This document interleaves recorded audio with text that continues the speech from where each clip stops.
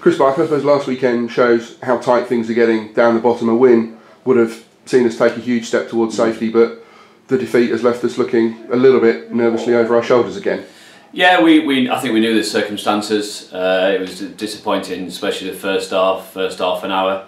We let 2 sloppy goals in, but I think we did a lot better in the second half. So if we play like we did in the second half, and games like Macclesfield as well and Halifax, we should get a good result on Friday. And that's it. It's not the defeat; it's how the team respond that's key.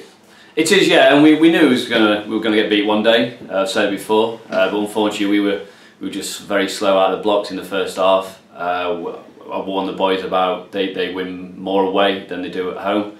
They're on a nice, good run, so we knew it was going to be a hard game, and unfortunately we just didn't start well.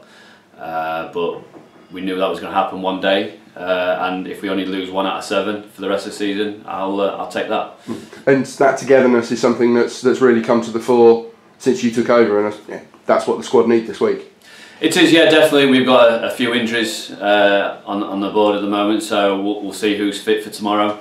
But what a perfect time to go to a team what could be top of the league in front of a massive crowd. So let's go there and do what we did against Macclesfield and hopefully get a good result. Exactly, you've already preempted one of my questions. that blueprint for the performance at Macclesfield is you've got to take to the Memorial Stadium tomorrow. Yeah, definitely. There's nowhere to hide in front of 7,000 people. They'd be up for it. If they can go top of the league on Friday, I'm sure that's what they want. But we want to go there and prove everyone wrong. Last week it was just a slip.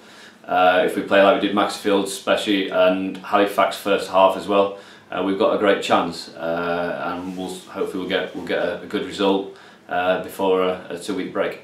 And maybe that massive crowd, the expectation, maybe a little bit of pressure could count to our advantage. Definitely, they've not won for the last 2 games. They lost to Eastleigh last week, and then Halifax. They drew against Halifax the other day, so they're under pressure to get a good result. So if we can slow them down for the first 20 minutes, half an hour, hopefully the crowd will turn on them, working our ways. But we know we're going to get chances. This is the conference, and the teams will give you chances. So if we're nice and tight at the back, which we wasn't in the first half the other day, we'll get chances and hopefully can pull them away.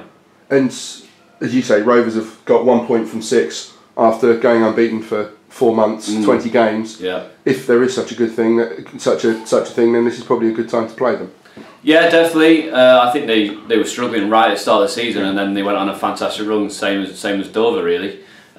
We beat Dover the other week, so let's go there. All the pressure will be on them, so we've probably got not much to lose really. But I think we're doing okay in a short time, so hopefully we can go there and get a good result before a 2-week break. And if we do get a result, it puts the pressure on the teams who play on the Saturday as well.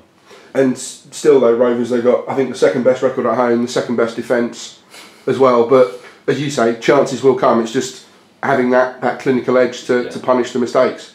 We still created a chance against Southport on Saturday. Unfortunately, Jordan's missed a couple of other half chances, and we just couldn't put them away. But we can't start like we did against Southport. We'll be out of the game, so that's what I'll be putting into boys today. And hopefully we can go there and see what happens, and hopefully get 3 points that puts the pressure on the teams who are playing 24 hours later. And being a Friday night, has that changed your schedule, your preparation any? Yeah, we instead of having Wednesdays off like a normal routine, we've had Tuesdays off, so we've changed it. But that's fine. The boys are used to that. We all know how that works. So, but apart from that, we do exactly the same. We'll be having a pre-match in Bristol, so the club are backing me in that way to go and have some food and do it properly. So, but yeah, everything else is the same. Yeah, and you say going down for a pre-match, I suppose you know as well as anybody going down the M4 every day that getting into Bristol on a Friday night can be a bit of a hassle. You've got to make sure that the legs are fresh, that players aren't stuck on the coach till 7 o'clock at night. Yeah, we don't want to. I think we did it at Kidderminster. I think we actually won as well, so we could actually do that. But yeah, we don't want to go down to Bristol at 3, 3:30 on a Friday, get stuck, and literally just go off the bus and go and play. So I want to do it right. I want to do it properly, and the board have let me do that. So we'll get there for 4, go for a walk, and then have some proper food, and then the boys can rest their legs, sat in the hotel for an hour before we hopefully can get a good result. And finally, I hesitate to ask, any team news? You've already mentioned we've got a few injuries. Yeah. Is there any players sort of? Well, the guarantees are Jaden, Tristan and Matt Saunders won't be available at all, so that's free guaranteed.